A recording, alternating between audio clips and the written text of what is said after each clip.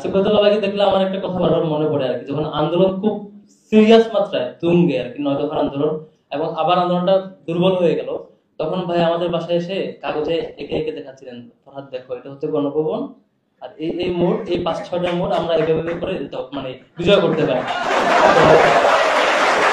তো এটা হচ্ছে